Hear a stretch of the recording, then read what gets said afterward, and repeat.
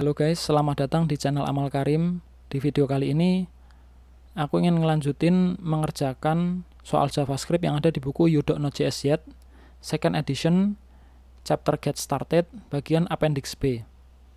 Ini adalah soal yang kedua, dan di sini kita akan membahas mengenai closure. Closure itu kalau diterjemahkan secara ringkas atau secara singkat adalah ketika sebuah function itu dia mengingat variabel yang ada di luar scope function tersebut. Di sini kita membuat function yang namanya range. Dia mengambil dua parameter yaitu start dan end dan menghasilkan sebuah lari atau array yang berisi urutan angka yang berawal dari start hingga end. Kalau start dan end-nya sama, isinya cuma satu angka aja. Kalau n-nya 0, dia akan menghasilkan lari yang kosong atau nggak ada isinya. Tetapi kalau fungsi range ini dipanggil dengan hanya menyertakan satu parameter, maka bukan menghasilkan lari atau bukan menghasilkan array, tapi dia berubah menjadi fungsi. Fungsi yang di dalamnya sudah menyimpan start, sudah menyimpan angka start, kemudian dipanggil lagi dengan menyertakan satu parameter yang dia menjadi n-nya ini. Jadi ketika pertama misalnya ini yang start 3 sama dengan range 3. Jadi start 3 ini menyimpan angka 3 ini sebagai start, sebagai parameter start seperti yang pemanggilan function range di versi yang pertama. Kemudian ketika start 3 itu dipanggil dan menyertakan parameter satu angka, maka angka parameter tersebut menjadi n, sehingga pemanggilan yang di sini akan menghasilkan array seperti itu. Ini contohnya sama sebenarnya, start 3 n3 3 8 3 0, di sini juga 3 3 3 8 3 0. Hanya saja ini menggunakan versi pemanggilan yang kedua. Oke, kita mulai saja.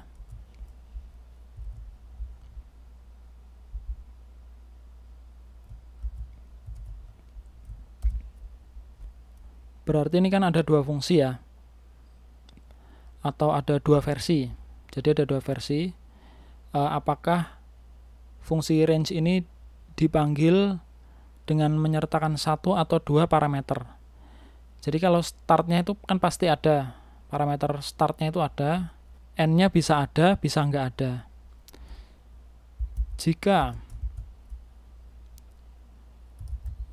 n sama dengan undefined, jika n-nya tidak didefinisikan, atau dalam kata lain fungsi range ini dipanggil hanya dengan menyertakan parameter start, berarti kita mengembalikan sebuah fungsi. Kita beri nama fungsinya output. Nanti kita bikin fungsinya di bawah. Jadi ketika range ini dipanggil hanya dengan menggunakan satu parameter, maka kita akan mengembalikan sebuah fungsi, yang mana fungsi itu bisa dipanggil lagi. Jadi ini inner function ya, output ini inner function, fungsi di dalam fungsi, yang mana ketika dipanggil lagi nanti dia baru akan menghasilkan array. Nah, jika tidak, jika pemanggilan fungsi range ini sudah lengkap parameter start dan end-nya, maka return output n.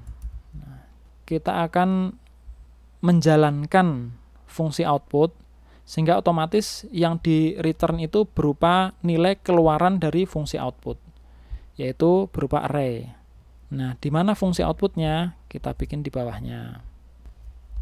Function output. Dia menerima satu parameter, yaitu n. Kemudian kita loop di sini. Kita loop let i sama dengan start. Tadi kan start udah ada ya, di depan udah ada ya. Nah, ini dia yang namanya closure. Jadi Di dalam function ini kita tidak mendefinisikan atau kita tidak mendeklarasikan variabel yang bernama start. Tapi karena start ini udah ada di awal sebagai parameter, maka variabel start ini akan tersimpan di sini. Bisa diakses oleh function output ini.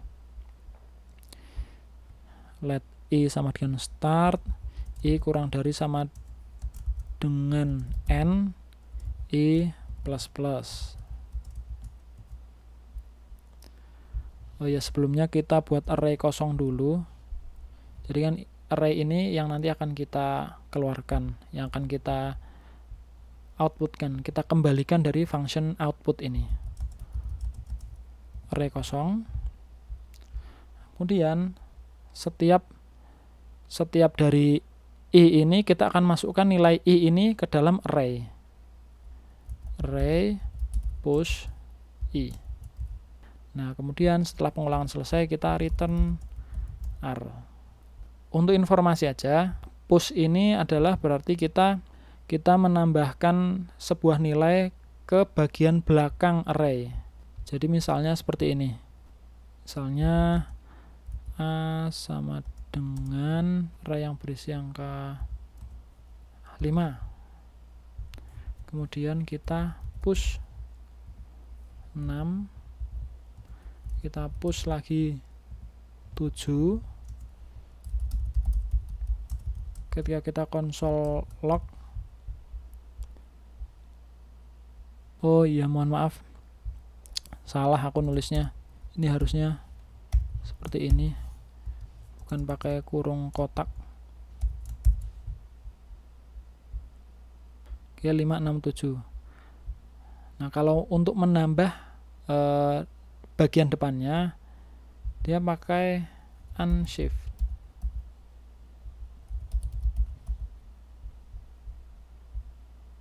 Di posisinya terbalik. Nah, karena ini kita butuh untuk urutan seperti yang pertama ini, maka kita pakainya push. Oke. Kita coba.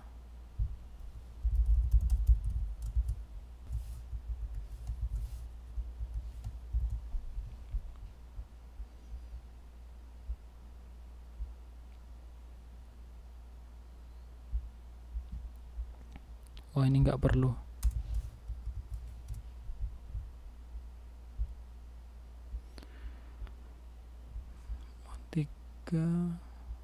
Oke, 3.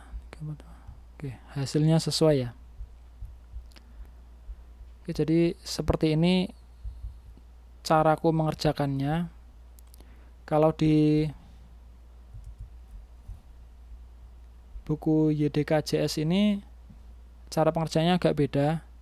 Jadi silakan untuk mengecek dan membandingkan caraku mengerjakan dan cara pembuat buku ini mengerjakan. Karena seperti kita ketahui, untuk pemrograman itu mengerjakan sebuah soal itu bisa dengan banyak sekali cara. Oke, seperti itu. Jadi terima kasih sudah menonton video ini. Sampai jumpa di video-video selanjutnya.